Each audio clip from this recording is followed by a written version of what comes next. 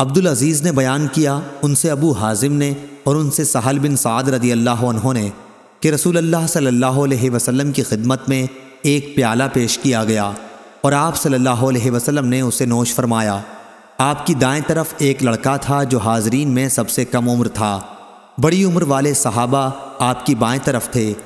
حضرت صلی اللہ علیہ وسلم نے فرمایا، اے لڑکے، کیا تمہاری اجازت ہے کہ میں اس پیالے کا بچا ہوا پانی بوڑھوں کو دوں؟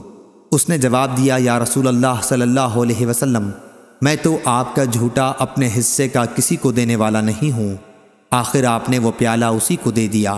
صحیح بخاری حدیث نمبر 2366۔